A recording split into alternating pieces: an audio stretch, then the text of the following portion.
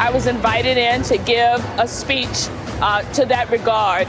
And as we were closing down, I've got to go, I got to go, I got to go. Oh my goodness, I don't know what is happening here. I don't know what just happened there with our guest. But we're going to try to find out what happened. And she was standing at the location where it looks like now violence has broken out among the crowd.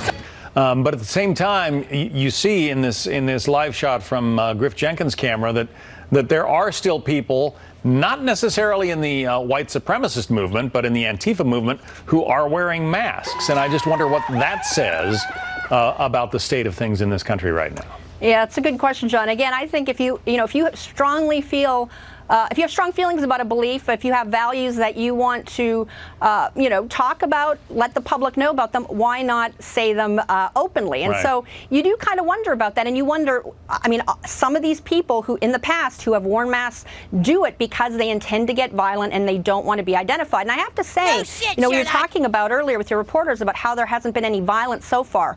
Well, the police really took a lesson from last year. And I think perhaps the D.C. police are a little more familiar with this sort of protest than those in Charlottesville, and they actually said that it was their top priority today was to keep the groups apart, and that was their goal so that they would not get violent, because it's not going to get violent usually when you have a bunch of people who agree with each other. So the counter protesters are probably not going to get violent amongst themselves. I think it was shock, because slowly it has come to the realization of many people in white America that there is still a virulent, violent strain of white nationalism and racism.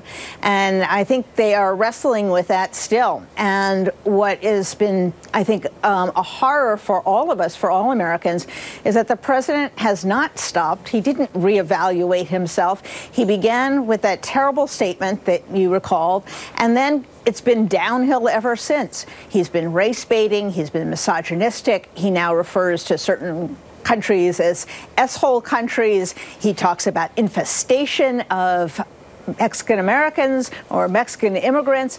It has gone from bad to worse, and it is a reminder. Elections have consequences and character matters. The worst decision many Republicans made was saying, well, he's a rotten character, but he's going to give us tax cuts, or but Gorsuch, or he's going to give us the Supreme Court. In fact, character is everything for a president. It's Hello, I am Dr. Abdullah Abdul Rahman. I graduated from Harvard University and have over 30 years of experience for diagnosing disease.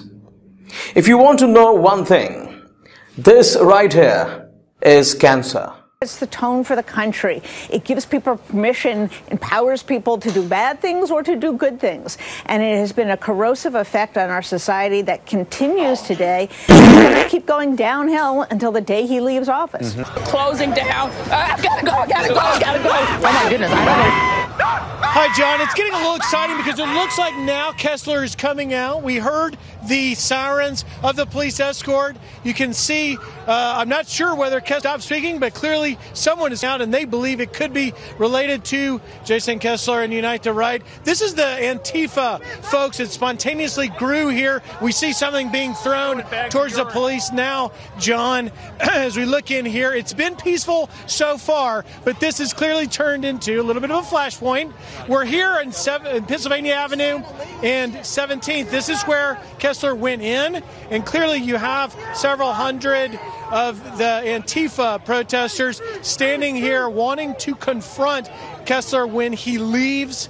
And, again, it's been peaceful so far. This clearly is a confrontation that these counter-protesters wanted to engage in to let their message be told to Kessler and to Unite the Right.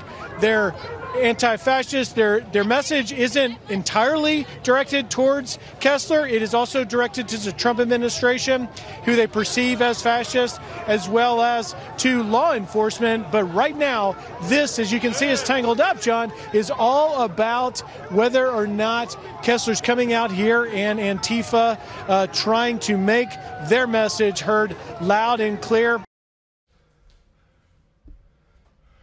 It's time to stop.